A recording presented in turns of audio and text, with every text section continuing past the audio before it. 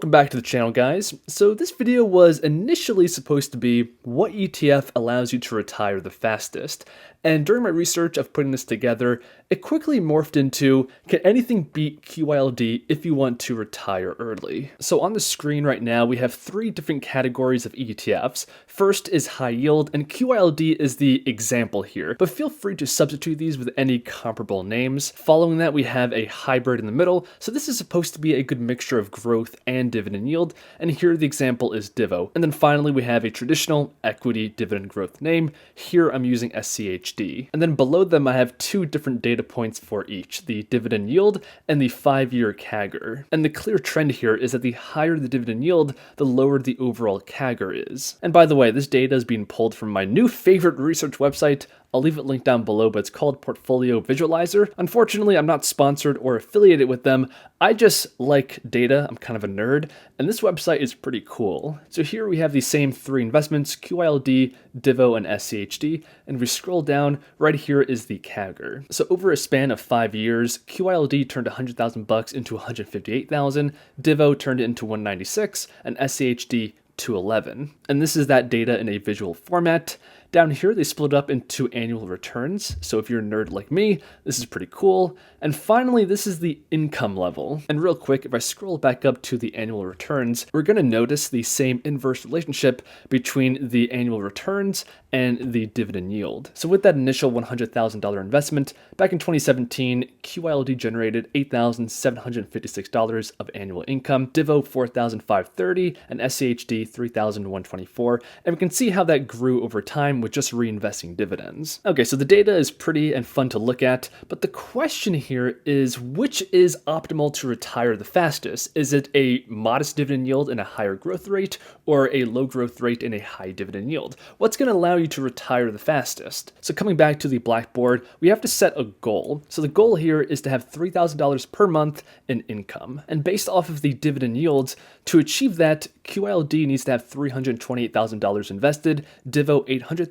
and schd $1.28 million. So from this, we can gather that the destination is a lot closer with the high-yielding names. But even though the destination is further away for divo and schd, based off of the growth rate, you're traveling at a faster speed to get there. Now, before I continue any further, I do want to quickly give a few disclaimers. The first is the rate of return. So the 5-year CAGR being 14.2, 15.8%, it's pretty high. As I showed you guys before, I pulled it from here, but the reason why I'm using the 5-year CAGR is because divo and Qyld are not 20 years old. Even schd is only around 11 years old. So instead of making up a number, I decided to use the 5-year CAGR to compare them more evenly. But for you guys watching, just take these numbers with a grain of salt. They might be less in the future. Something else to consider is the level of risk involved here. So Qyld has the highest dividend yield, and historically speaking, dividend income is way more reliable than price appreciation. But due to the way this fund operates, we can see the CAGR is actually less than the yield,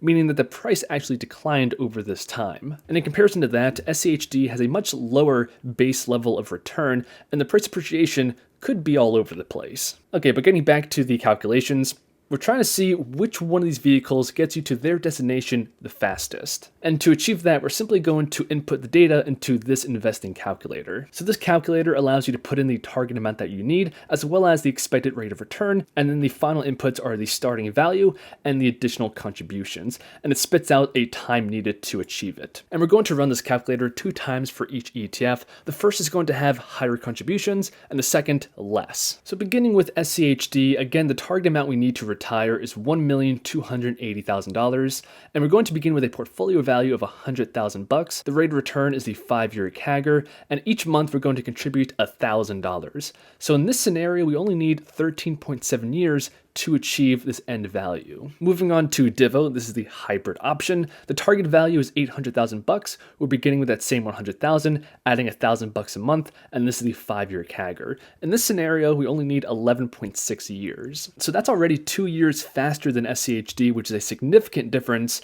And finally, Qyld, we only need 328,000 bucks. We're beginning with and contributing the same amount of money, and here we only need 7.5 years to achieve that goal. So the takeaway here is if you're doing a lot of the work and investing a significant portion of money, the rate of return is a little bit less important because you're doing a lot of the work yourself, and here the distance to the destination is what ultimately matters the most if you want to retire the fastest. Okay, now let's move on to the second scenario, and this one's probably going to be a bit more realistic because we're beginning with a value of 10,000 bucks and contributing $400 per month. So to reach our ultimate goal, we're definitely going to need the market to help us out a little bit.